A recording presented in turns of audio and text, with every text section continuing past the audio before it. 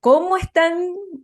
Nuevamente estamos en De la región al mundo, el programa de análisis internacional del Centro de Estudios Europeos de la Universidad de Concepción, que se transmite por las pantallas de Canal 9 Regional y con el apoyo de la Unión Europea a través de la cátedra Jean Monnet del proyecto Erasmus Mundus.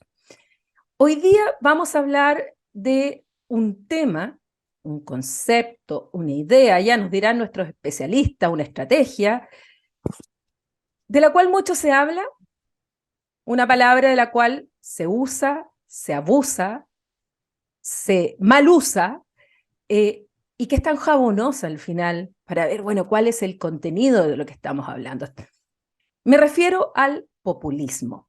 Y hoy día tengo el privilegio de contar en este capítulo con dos especialistas de nuestro país, pero que además ambos son internacionalmente conocidos por estos temas, por este tema tan importante.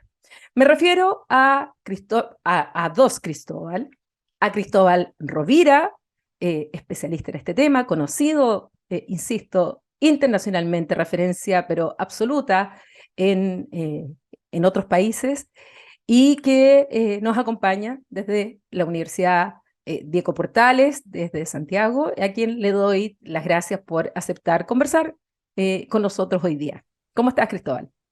Muy bien, muchas gracias, Paulina, por la invitación. Y además, con otro Cristóbal, también que ha estudiado muchísimo el tema, acaba de publicar un libro, El estallido populista en Chile, y que también trata este tema en varios de sus escritos y en algunos proyectos también que los tres estamos juntos. Me refiero a Cristóbal Belolio de la Universidad Adolfo Ibáñez. ¿Cómo estás, Cristóbal? Un gusto, Paulina. Aunque no me voy a poner al nivel de Cristóbal Rovira en este tema, el libro se llama El momento populista chileno, El que momento analiza el populista chileno. estallido como una hipótesis probable. No me, Exactamente. no me quiero casar con una conclusión todavía. No te casaste con una conclusión. Sí, ya te leí el libro, así que... Bueno, para que trataremos de que te mojes más. Bueno, partamos, Cristóbal.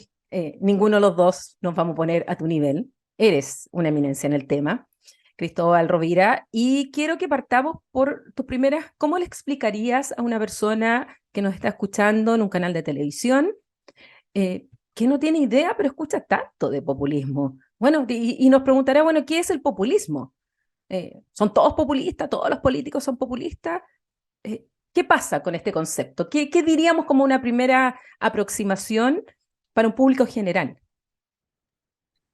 Mira, yo creo que la primera observación antes de entrar a la definición propiamente tal es que creo que la complejidad del fenómeno da en que es un concepto que es usado comúnmente en el debate político actual, sobre todo para denostar a quienes no nos gustan.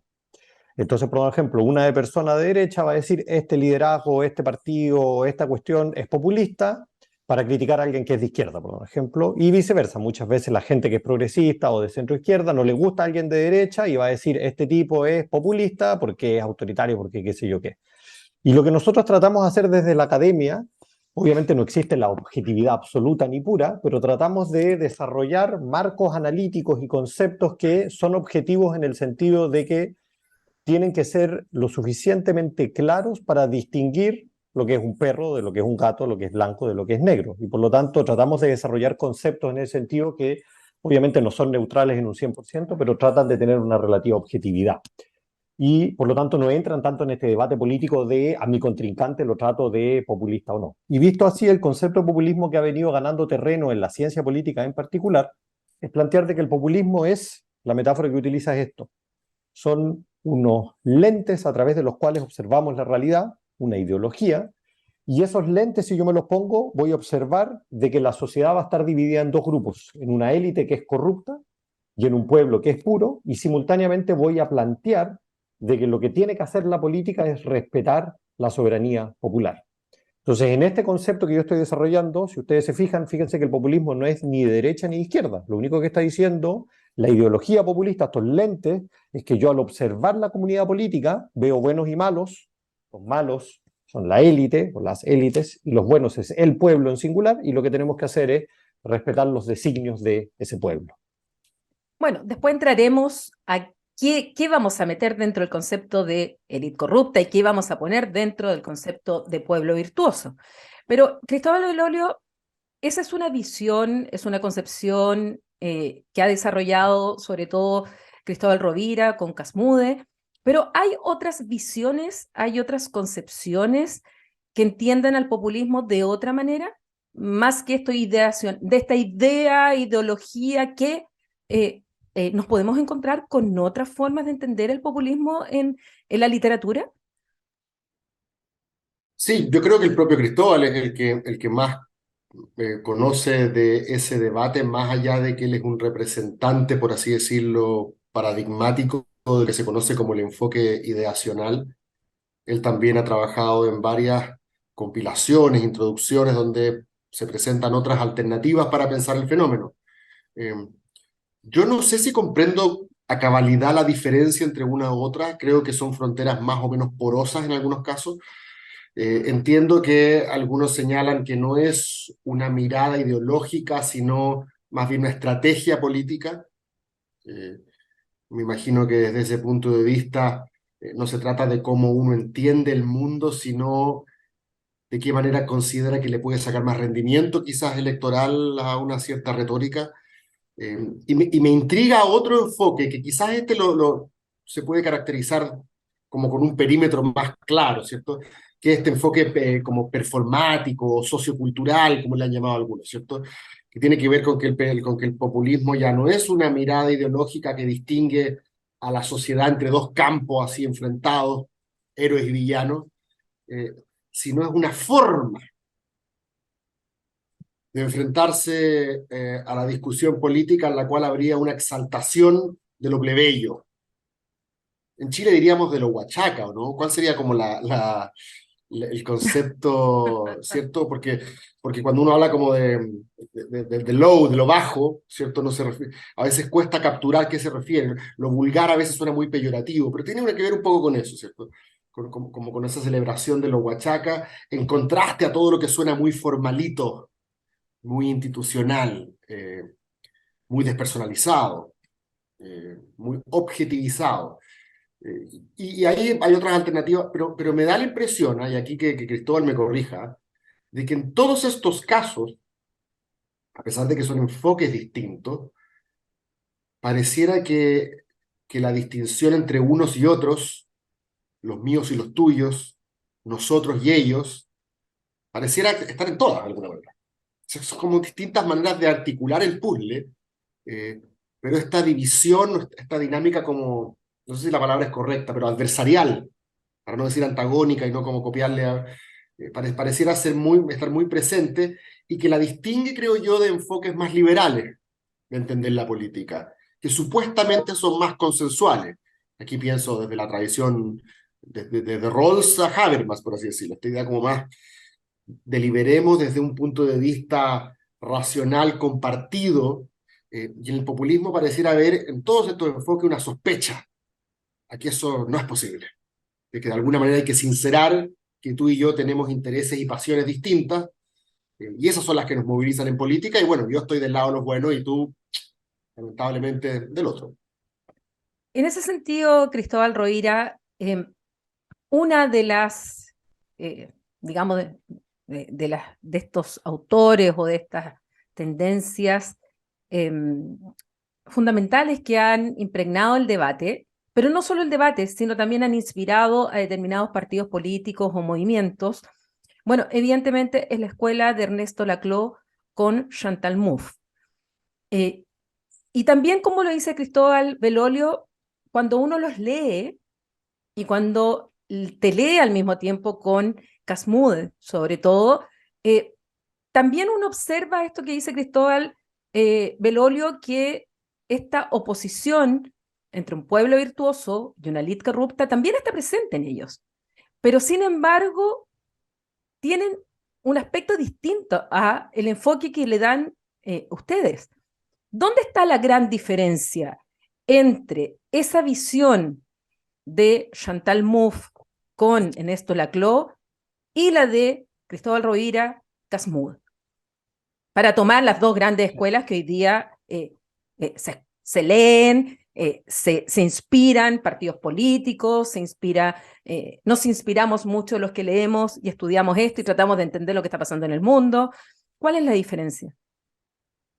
A ver, aquí yo lo primero que haría es retomar algo que decía Cristóbal Belolio antes, cuando él presentaba estos otros enfoques alternativos, cuando él hablaba de lo estratégico, de lo performativo, sociocultural, y como él bien indica, las diferencias, sobre todo estoy pensando para un público ilustrado que le interese este tema, pero que no sea un especialista, las diferencias son bien mínimas al fin y al cabo.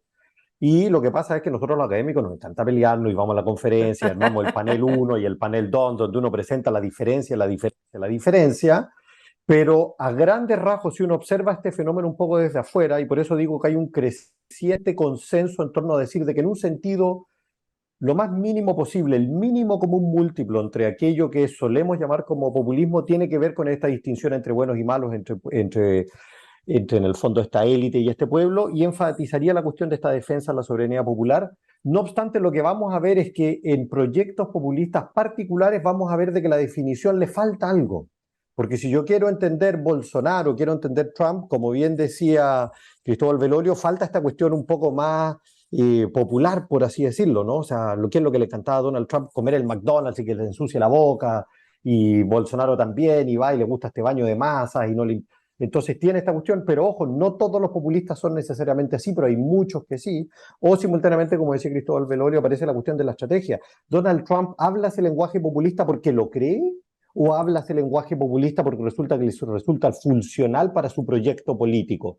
No lo sabemos, tendría que hacerle psicoanálisis a Trump, no soy psicoanalista y además que seguramente sería imposible hacerlo. Pero uno obviamente ahí empieza con este juego, es estrategia, es discurso, pero en un sentido mínimo encontramos que esta definición es funcional para analizar estos distintos fenómenos. Y ahí, volviendo ahora a tu pregunta, Paulina, yo creo que lo mismo sucede un poco en el trabajo de Ernesto Laclau y Chantal Mouffe, de que yo me atrevería a decir de que el tipo de concepto que ellos desarrollan no es tan diferente de esta concepción de la cual estamos hablando ahora en un sentido mínimo. Sin embargo, hay un grado de diferencia, y el grado de diferencia creo que radica más bien en que ellos tienen una postura normativa. Y en el fondo lo que ellos tratan de plantear es que el populismo lo que viene a hacer es a poner en jaque un modelo de democracia liberal que en cierto sentido no está dando el ancho, que no está funcionando. Y lo que ellos plantean es que este populismo lo que viene a hacer es a corregir las disfuncionalidades de ese modelo de democracia liberal y puede ser visto como una oportunidad para una democratización de la democracia. Y esto también tiene que ver un poquito cómo han ido avanzando el pensamiento político de ambos, porque ellos llevan harto tiempo trabajando en esta materia. Y esto es mucho más claro, sobre todo en los últimos trabajos de Chantal Mouffe, donde ella dice literalmente que lo que hay que hacer es que, debido a la irrupción de estos populismos de extrema derecha, lo que hay que hacer es construir un populismo de extrema izquierda, que es el que podría eventualmente solucionar los conflictos que hoy existen en día en la democracia.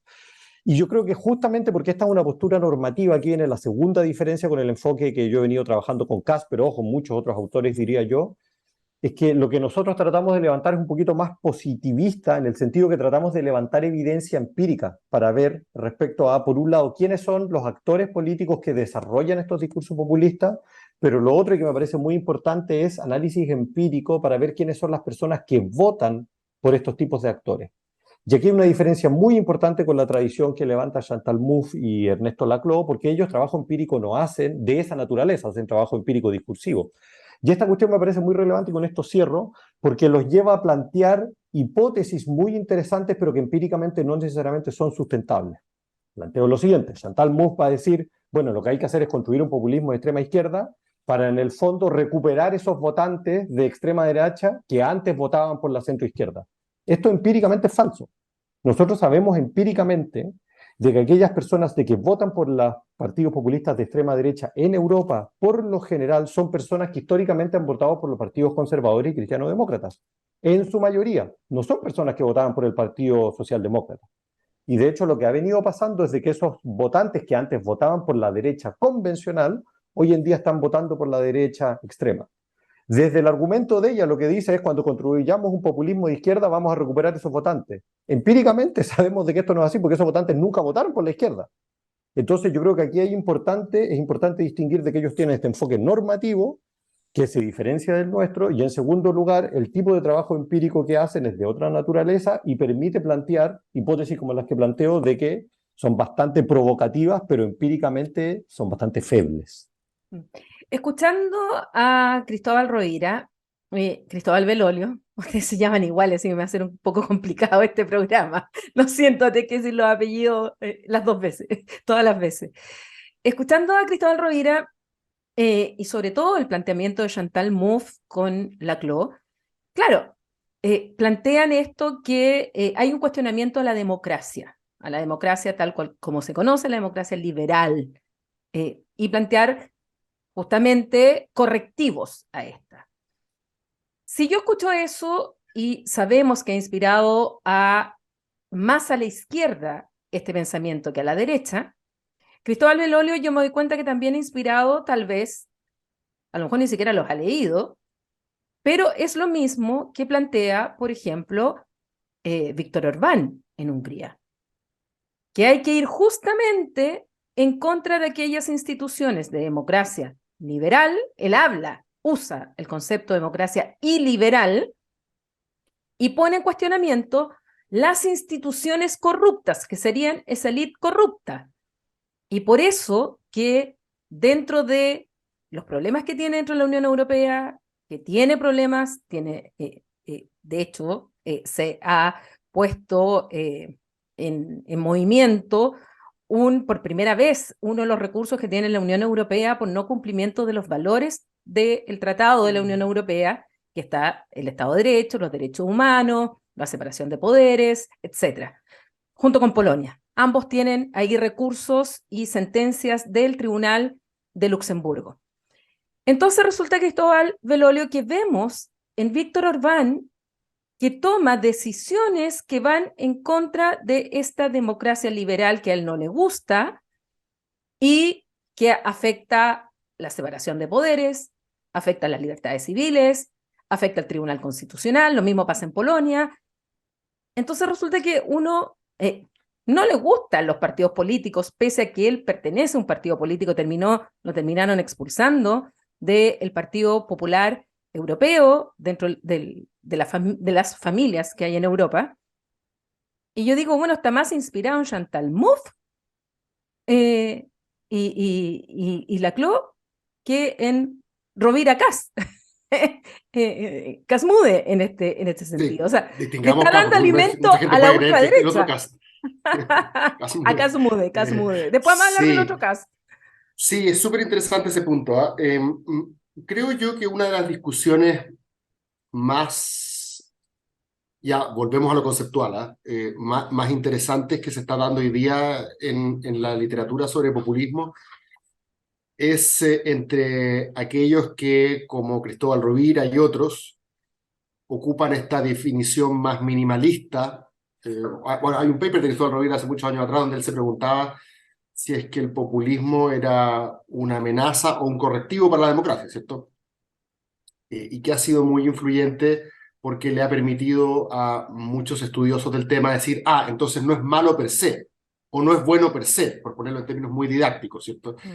A veces va a ser bueno en la medida de que se trate de sociedades con trayectorias históricas de exclusión de algunos grupos, y resulta que gracias justamente a esta exaltación de la voluntad popular antielitista se incorporan al proceso participativo, y a veces en Latinoamérica vemos ejemplos de ese tipo, pero a veces va a ser negativo, ¿cierto? Cuando se trata de que el líder se resiste a rendir cuentas, ¿cierto? Hay poco accountability, como se dice, o hay una erosión de instituciones del Estado que se capturan en nombre de la voluntad popular al servicio de un liderazgo temporal que después no se imagina fuera del poder, se identifica muchas veces con el Estado, como es el caso un poco venezolano.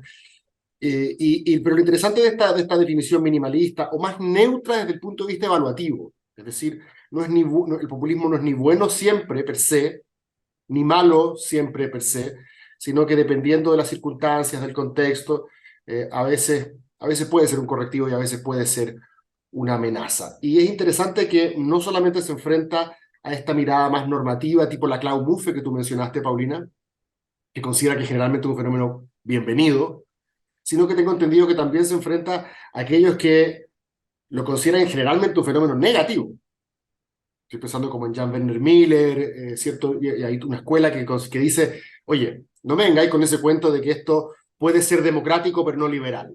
Porque lo que ha logrado también un poco Rovira, Casmude y muchos otros hoy día, Krastev, Papas, hay toda una larga serie de autores que de alguna manera suscriben esta tesis de que podría ser que el populismo sea democrático pero no liberal, ¿cierto? Que podría ser una democracia iliberal, como tú mismo parafraseaste a Orbán, que si no me equivoco es como el único que lo dice orgullosamente, Sí. ¿cierto? Y hay algunos que quizás de una perspectiva más crítica dicen, los que son liberales, esto es una democracia iliberal, tipo, no sé, Yasha Monk, y hay otros tipos más como Goodwin y esos que dicen, no, mira, no es tan malo democracia iliberal porque en verdad nosotros no somos liberales. Así que no me parece tan traumático que aquí hay una especie como de recuperación de la voluntad popular contra una serie de contrapesos y limitaciones a esa voluntad que en verdad juegan a favor de las élites, o etcétera, ¿cierto? Y aquí esto tú lo sabes también, Paulina, pueden ser foros internacionales que sustraen la voluntad del pueblo, pero pueden ser comités de expertos, etcétera, tribunales constitucionales. Y es una buena pregunta, ¿cierto? ¿En qué medida limitan la voluntad popular todos estos contrapesos? Y cuándo esa limitación es bienvenida desde el punto de vista liberal, pero no desde el punto de vista democrático.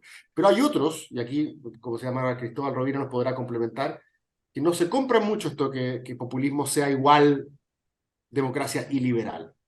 Estoy pensando en el tipo de literatura que encabeza Nadia Urbinati, por así decirlo. Y en Chile, Carlos Peña, que son los que dicen, mira, decir democracia liberal es redundante. Porque cuando hablamos de democracia, no solamente estamos hablando de igualdad política y soberanía popular. Cuando hablamos de democracia, hoy en día el factor liberal ya está incorporado. Ya está incorporado el respeto a las minorías, ya están incorporadas las libertades individuales. Por lo tanto, hablar de democracia liberal es repetir dos veces lo mismo. Y ahí hay un grupo de gente que dice, no, mira, yo creo que populismo en verdad tiene que ver con una forma alternativa de representación. No tiene tanto que ver con esta idea de una exaltación de la voluntad popular contra los contrapesos que la limitan, sino que tiene más que ver con una especie como de impaciencia de la radicalidad de la acción política que no está para procesos que de alguna manera difuminan, median, como un buffer, ¿cierto? Lo que el pueblo quiere. Y ahí aparece Orbán también, ¿cierto? Hay un muy buen ejemplo que pone Jan Werner Miller en su libro. Orbán decía en los debates que habían dos tipos de personas, los que se encuentran con un tronco tirado en la mitad de la carretera y no te permite pasar. Habían un tipo de personas son los que se bajan, miran el tronco y dicen, ¿qué hacemos? Y hay otros como él que se ponen a empujar al tiro. Entonces, también ahí está como ese elemento casi temporal o cronológico de la radicalidad de la acción política y que te entrega otra vertiente más para analizar el fenómeno. Sí, en esto, Cristóbal Rovira, vámonos un poco a lo que pasa en Europa. Porque, por un lado, ya ha llamado la atención incluso los medios de comunicación, ha habido algunas elecciones que a mí me parece increíble la atención que se le ha dado, porque si uno mira bien, la importancia concreta es poca, pero el simbolismo es muy grande. Estoy pensando en la elección hace un par de años atrás del presidente de Austria, cuando existía la probabilidad que alguien de ultraderecha ganara esa elección que es a dos vueltas, y finalmente gana el representante que venía más por el lado del Partido Verde. Pero hubo mucha tensión en esa elección cuando en realidad, si uno conoce un poco el sistema político austríaco, sabe que es una figura más bien sin competencias reales y que es el canciller que las tiene y todo, pero cobró importancia. Olvidando también que en Austria, en los años 2000, ya habían llegado al poder la ultraderecha con John Haidt. Y ahí tuvieron, por parte de la Unión Europea, un cerco súper importante, se le impusieron sanciones a Austria y tuvo una reacción Europa a esto. Y hoy día, bueno, vemos tú me dirás si las consideras populistas o no, a Giorgia Meloni, en el caso de Italia, haciendo coalición con Matteo Salvini, sumado también Berlusconi, que también podemos discutir si es populista o no, pero donde también en otros gobiernos han entrado con estas ideas más de extrema derecha, muy cercano al populismo, entendido como académicamente estamos hablando, y está pasando esto en Europa. Menos se habla del populismo de izquierda. Me llama la atención que llame menos la atención, bueno, cuando han llegado al poder igual. No sé si tú consideras a Syriza un partido populista, si consideras a Unidas Podemos un partido también, o la radicalidad que han tomado ciertos partidos de izquierda con un discurso muy parecido a estos, como el PT en Bélgica, en la parte francófona. ¿Cómo ves tú el panorama hoy y la evolución que ha habido en Europa respecto a esto y cómo la gente ha ido votando? Elección tras elección y el castigo que han ido teniendo los partidos tradicionales. Es decir, Mira, Partido Conservador y claro, la socialdemocracia. yo creo que aquí la parte importante detrás de tu pregunta está justamente al final, de que creo que muchas veces nosotros nos enfocamos en analizar estos nuevos partidos, porque nos llaman la atención, estos nuevos líderes, los populistas, etcétera. Pero yo cada vez que me pasa de que me topo, por ejemplo, un estudiante muy joven que está empezando su doctorado y me dice, me interesa investigar algo sobre el partido X populista, qué sé yo qué, yo les digo, tenemos 100 investigaciones sobre esos partidos y las menos investigaciones que tenemos es sobre los partidos que son los más fome, los más viejos, pero que son los partidos que se han estado modificando, transformando, perdiendo votantes y producto de eso nos vamos a estudiar a los nuevos.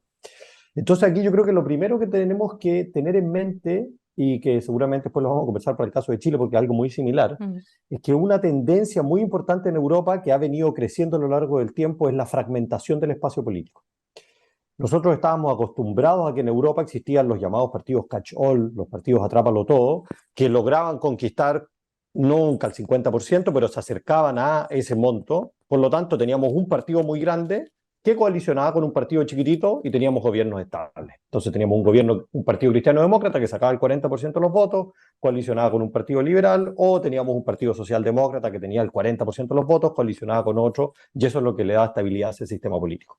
Esos partidos, atrápalo todo, han desaparecido hoy en día y lo que tenemos es una fragmentación del espacio político. Cristóbal Belolio, que conoce más el caso del Reino Unido, me dirá, pero bueno, no, en el Reino Unido es diferente, pero no es tan diferente, porque lo que pasa en el Reino Unido es que tenemos un sistema electoral que privilegia a los grandes partidos, pero esos partidos están completamente divididos internamente, y de hecho, si pensamos en el Partido Conservador, sigue teniendo el 50% de los votos, en gran parte por ingeniería electoral, pero es un partido de que está cruzado por 3, 4 grandes vertientes.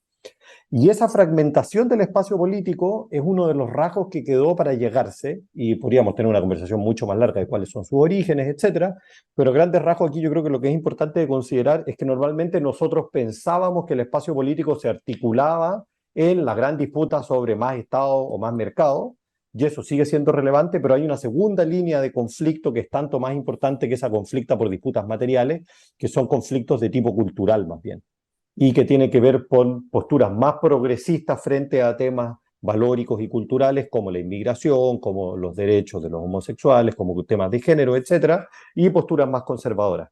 Y eso nos hace tener un mapa político que es mucho más complejo y que los partidos políticos se han ido moviendo y el espacio se va fragmentando en estos distintos partidos políticos, ¿no? Y es aquí donde aparecen estas fuerzas populistas, tanto de extrema derecha como los partidos de extrema izquierda. Y ahí, para cerrar y responder tu pregunta, lo que ha pasado es que los partidos populistas de extrema derecha se han venido consolidando a lo largo y ancho de prácticamente todo el continente europeo.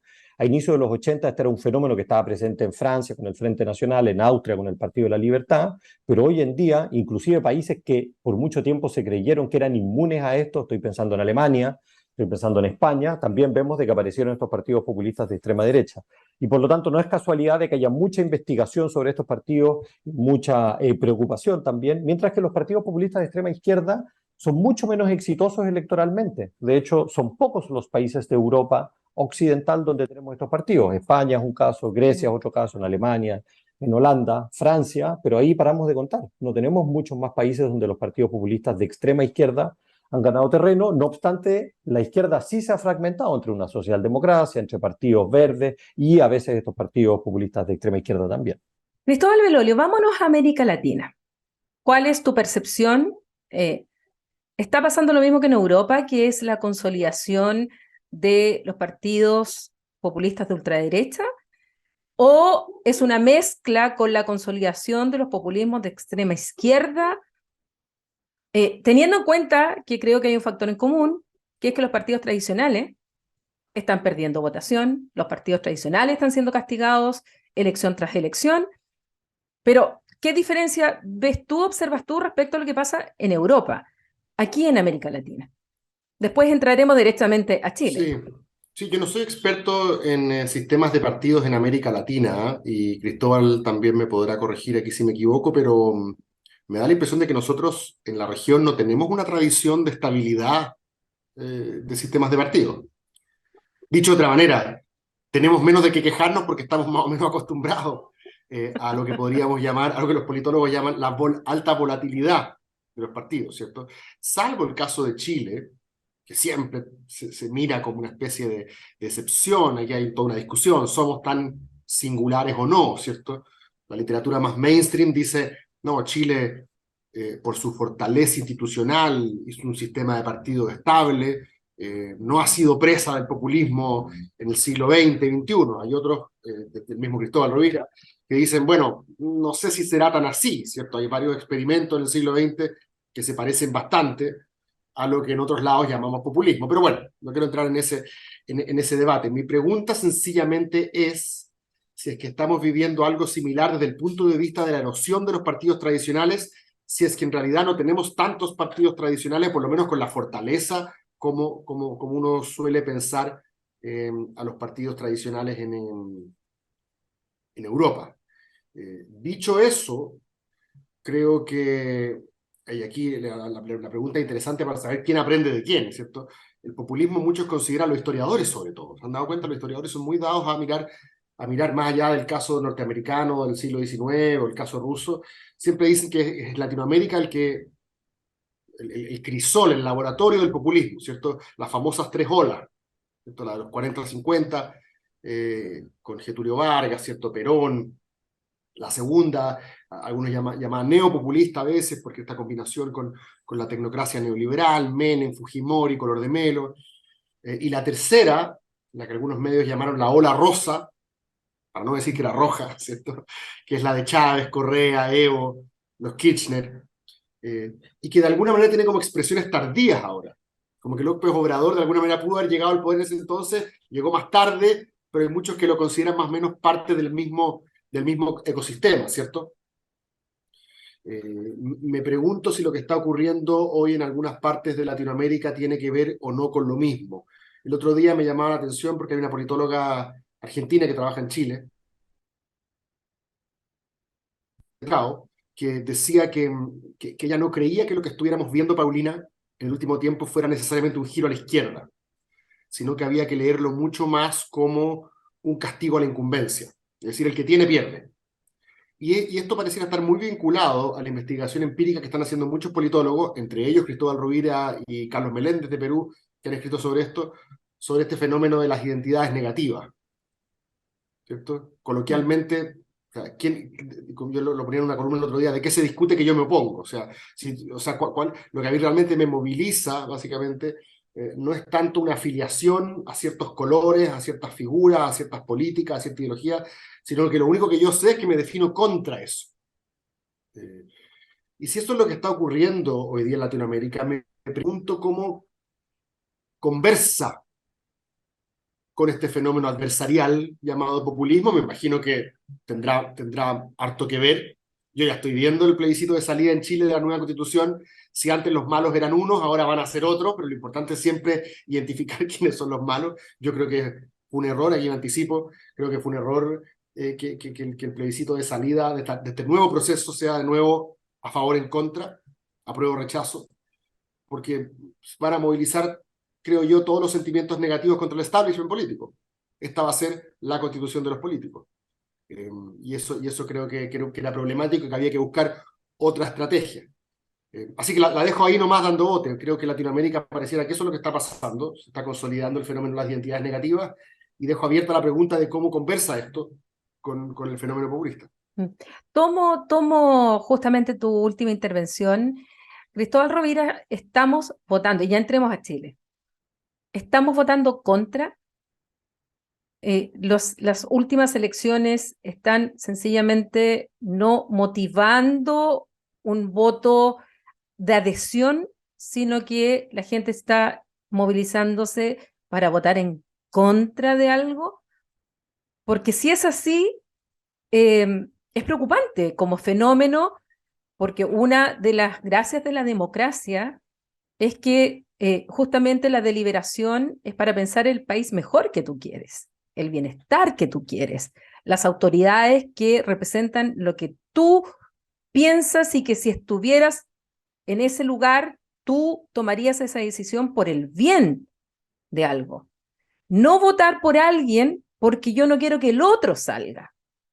Y esto lo estoy mirando y lo estoy pensando ahora a nivel de todo tipo de elección, a nivel desde el más local hasta el nivel presidencial. ¿Y de qué manera ese voto en contra? Lo leía en una columna de Jorge Navarrete, de Pirincho, que decía un poco, le preguntaban, bueno, pero finalmente, ¿quién se está oponiendo al programa de Gabriel Boric? ¿Es la oposición que se está oponiendo? Y le dice, no, es la ciudadanía. La ciudadanía cambió su motivación. Hoy día ya no es lo que era el estallido, sino que hoy día, dadas las condiciones, son otras. La seguridad, el tema de la violencia, el tema de la incertidumbre económica, el trabajo, y que la clase política, sobre todo el gobierno, no está conectando con eso y sigue con esa otra motivación. O sea, mientras no enganche lo que dice Cristóbal, mientras no converse el tomador de decisión con aquello que demanda la ciudadanía, va a seguir siendo un contra. Y va a seguir siendo un contra el plebiscito, va a seguir siendo un contra cada votación que venga de aquí en adelante. A mí personalmente me preocupa un escenario así. No sé qué piensas tú, Cristóbal Rovira. A ver, yo creo que hay distintos elementos que distinguir aquí. Yo creo que el primer elemento importante de enfatizar aquí, que es como dicen los gringos, el de elephant in the room, es el tema de la participación electoral. Y esto es muy importante porque modificamos el régimen de participación electoral en Chile recientemente. Nosotros hemos tenido un sistema de participación electoral voluntario, o sea, sabemos que en los 90 en adelante era un sistema obligatorio, pero con una trampa, y raya para la suma lo que sabemos es que los niveles de participación electoral han venido cayendo de manera sistemática a lo largo del tiempo. Y esta cuestión es muy importante porque en las últimas elecciones hemos llegado a niveles que con suerte rondan el 50% de los votos. Y esta cuestión se tiende a pasar por alto. Cuando fue la primera vuelta electoral y ganó Kast la primera mayoría, muy seguido de cerca de Boric, el titular que muchas veces aparecía y que muchos analistas también vendía es la elección más polarizada de Chile desde el retorno a la democracia. Que es un titular absolutamente antojadizo, porque fíjense ustedes que para la primera vuelta electoral participó el 47% de las personas. O sea, el 53% de las personas se quedó en la casa. Un país que está polarizado, a mi juicio, van todos a votar, pues si se me va la vida, ¿en quién gana? El 53% dijo no estoy ni ahí. Del 47% que participó, la primera mayoría la sacó Kast, que fue el 20 y algo, que si se traduce a el voto real es el 13%.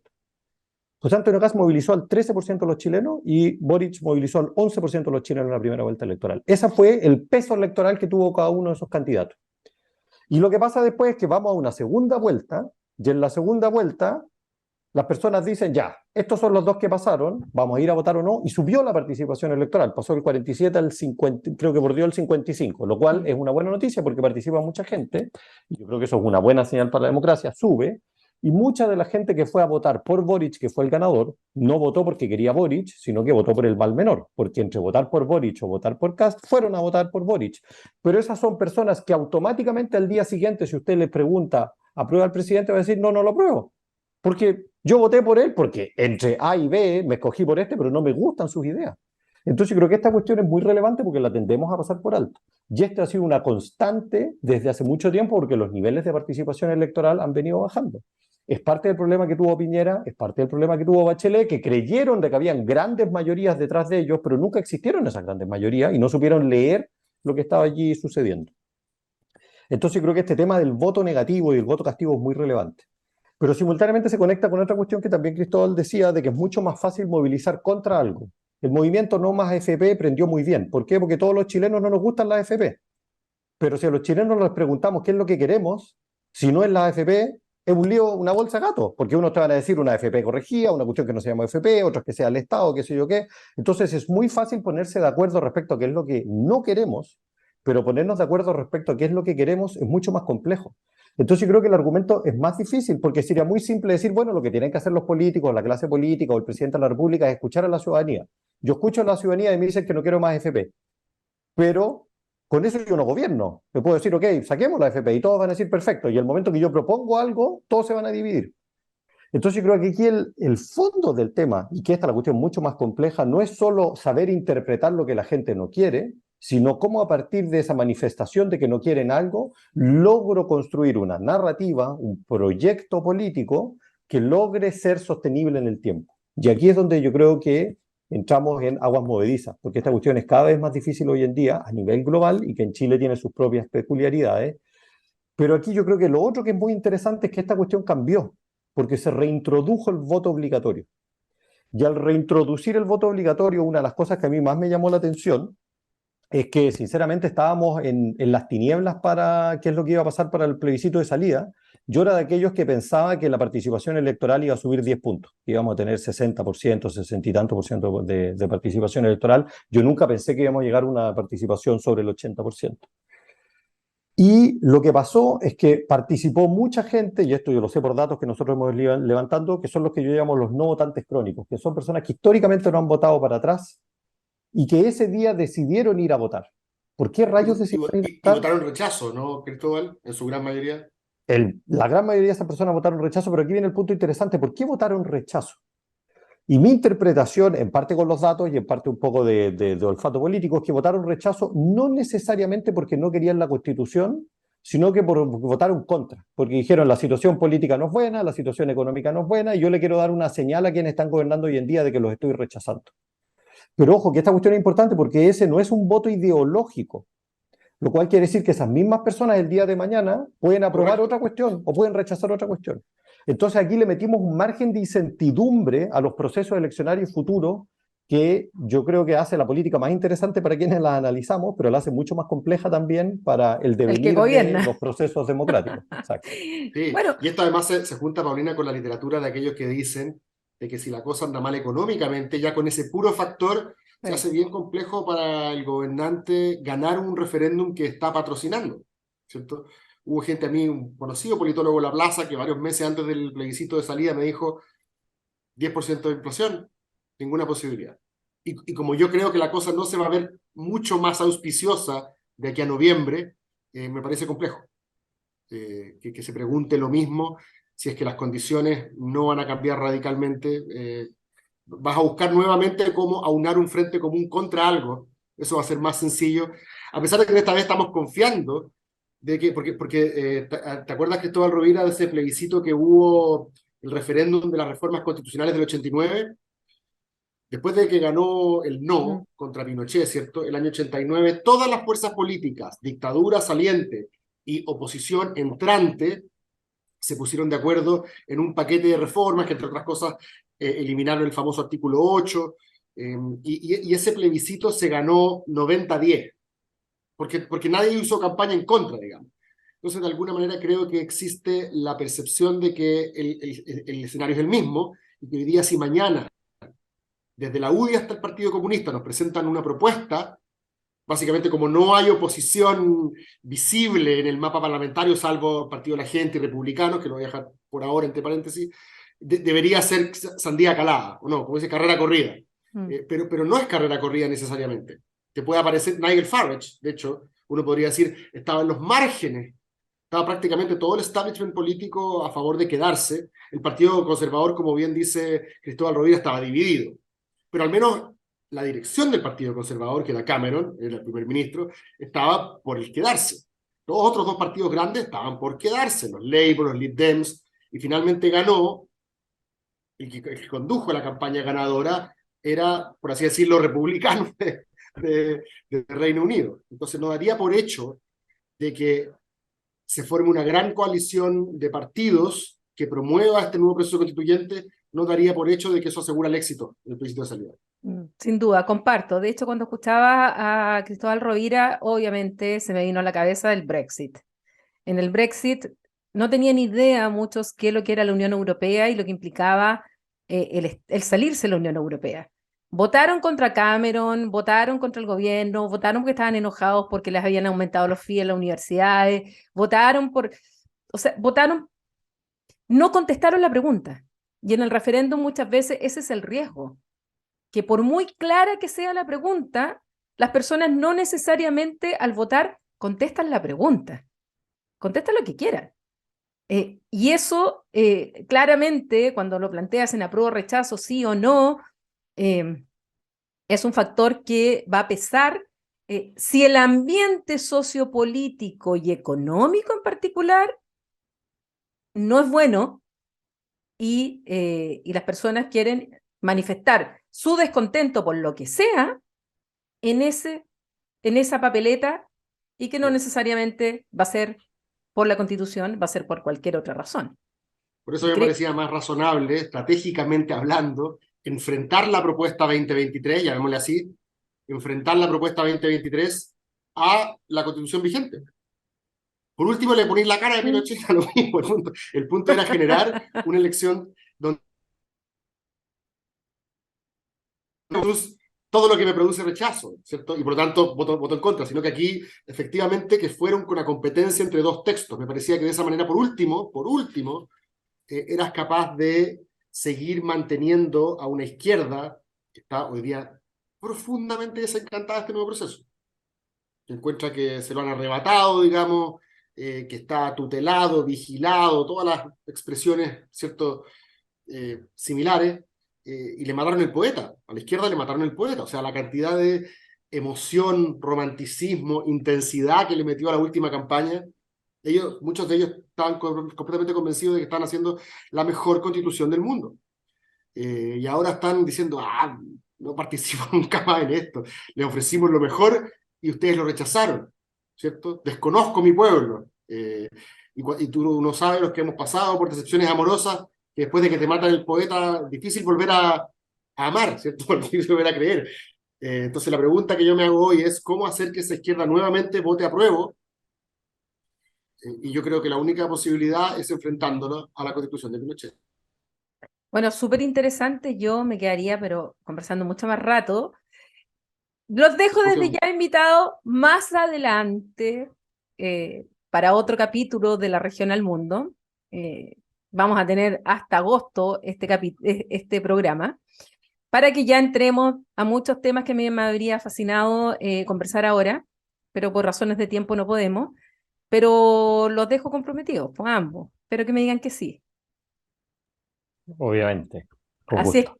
Así es que, bueno, muchas gracias a Cristóbal Rovira, Universidad Diego Portales, Cristóbal Belolio, Universidad Adolfo Ibáñez, y que sean tan generosos además con la Universidad de Concepción, a través del Centro de Estudios Europeos y este programa de La Región al Mundo. Muchas gracias a ambos. Y bueno, a ustedes los dejamos invitados para la próxima semana a un nuevo capítulo de La Región al Mundo con nuevos temas internacionales, pero que, como vemos, tienen impacto aquí en la región y a ustedes en particular en su casa. Así es que hasta la próxima. Gracias.